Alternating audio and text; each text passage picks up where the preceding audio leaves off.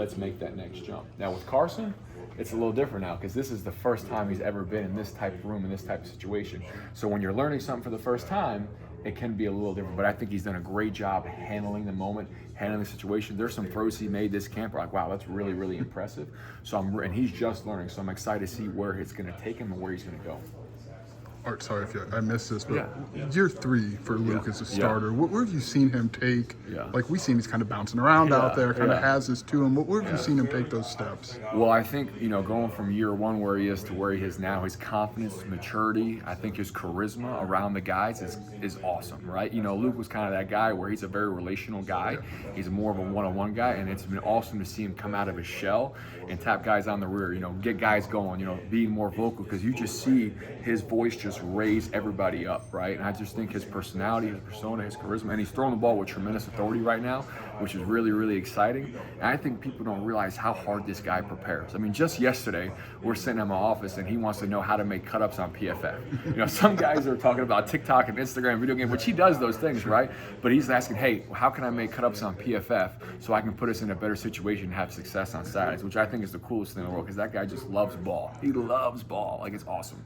And talking to Bart, like he can have like more in-depth conversations with Josh because of his experience. I'm curious if you have a similar approach with Luke where you can maybe get into the weeds a little bit more since he's been around. There's no doubt. I think that a guy's played that much football and he studied so much football, you got to bring your A game each and every single day with Luke because he's going to challenge you as coaches, right? And I think he has a great perspective on the field. Like he sees certain things that we don't get to see as coaches because we're not out there, right? Whether it's, hey, we're running the slot cross, right? And this guy's got to cut this way at this depth at this angle, right? So I think it's an extreme luxury and we're very lucky to have that. And it's like that relationship, that partnership between Coach Lunny and myself and him where we can just go back and forth. We have a group text chain between us 3, and he'll text us different things, whether it's at 1 a.m. in the morning or 6 a.m. in the morning, just different things that he sees online that he likes. So I think that's awesome.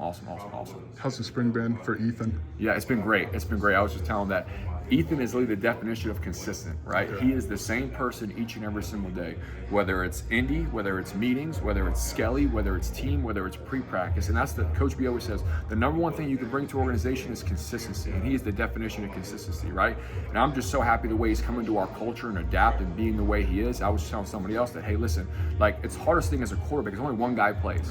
But when you put the film on and somebody else has success and all 3 of those guys are jumping on him and having fun, like Trey Petty threw a back shoulder touchdown the other day, and all 3 of those quarterbacks really jumped on him. And like that's like, for me, that's so cool to see because that just speaks to our room. So I've been really, really pleased with him and just the room in general. I'm thinking of your I'm thinking about your 2022 where Tommy was the guy and Ethan's maybe in a similar situation where what's key to doing that job at a high level and still being not valuable, that's not the word I'm using, but still push everything forward, even though there's an established guy there. Yeah, I think it's knowing that, you are one snap away from being the guy. And Coach B always says, man, we gotta put the team first. And your role might be different, like do your job. His role might be different, but for him to understand that I am one snap away and his preparation doesn't change is awesome to see. Because I'm telling you, like he if you take his notes, or you take it like it is diligent as diligent gets, right? And it makes sense because that's the way he is on the practice field. Like he's come to this culture where we know, hey, what a 2nd and 1 is, P and 10, 1st and 10, 4-point play. Like he can say those things to you nonstop, which is awesome because that means he's hearing us as coaches and he's comprehending it. So I'm super excited for Ethan. So obviously you worked with Barry Lunny before, but with this new title, how different has this spring been just working with him? It's very similar to what we have a very special relationship to where, I was playing for him and then obviously it kind of changed overnight. I'm very lucky his coach gave me a lot of responsibility as a young coach. And he put things on my plate that I was able to do, and and we work very well together. Because as obviously, as offensive coordinator, you get pulled in many different directions. He's got a lot of things that come across his plate, and for him to trust me to take some of that weight off his shoulders has been great for me as a young coach to learn. And also, I get to watch him each and every single day, how he prepares for practice, how he prepares for game days, how he does all these things that's making me a better coach. So I'm so appreciative of him of giving me that response, but also let me just watch him and ask questions. So it's been awesome. I'm super duper grateful for Coach Lunny and being in my life. What do you expect from Pat Bryant at the next level?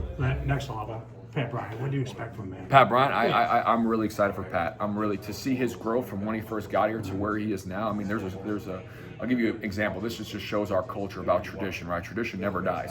So Isaiah Williams was here, obviously, as you guys know, and Isaiah was one of the most diligent people when it came to living his routine. I'd come work out in the morning at 5:15, 5:30, and Isaiah Williams in there getting his body ready, whether he's rolling out with him at Normatec, where he's doing all those fancy equipment that we got in that weight room, right? And then to see Isaiah graduate, well, guess what happened? Pat Bryant did the same thing the next year. So tradition is so that our culture of tradition is awesome. So I expect Pat to do great things. I'm super excited for him. And for Pat, what makes Pat special, it's what's in between his ears, right? Yeah. Obviously, he's very physically gifted, but his preparation, the way he cares about his players, the way he blocks on the perimeter, like the way he does those things, it's going to feed to whatever organization he goes to. So I'm super excited for Pat. And I'm just proud of his growth from year one to where we are now. Do you envision anyone on that wide receiver core to follow that pipeline? I believe so. I think we have really strong senior leadership. I think we got really, really great culture. Coach Stepp and Coach Ellington do an unbelievable job in that room, establishing that culture. So I really expect all those guys to have just cheer for each other, root for each other. And I expect that culture from Isaiah Williams in 2021, 22, 23 to live on here for a long time. What can you tell us about Carson in his first spring here and what he's been able to do for you guys? Super excited about Carson. Super excited about his growth. Carson is, I remember his dad telling me in recruiting Rob that he is a perfectionist, right? And it's to a T. Like, you tell Carson one thing one time, he's gonna work at it every single day to get it right.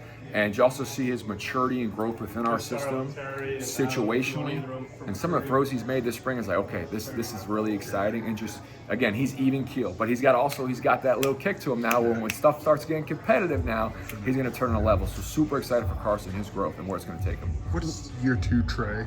Yeah. Trey Petty, what's important for year two of a quarterback in the system? Just to continue making consistent growth, to keep stacking days, day after day after day after day. Trey Petty is the definition of tough. This kid is tough. Like, when you talk about tough, smart, dependable, Trey Petty's definition of tough. No matter what happens to the play before or the next play, he's going to respond. He's going to be and do it at a very high level. So those two guys, different personalities, but also it's really, really cool to see how they mesh well together. Luke has lost his two top wide receivers. How is he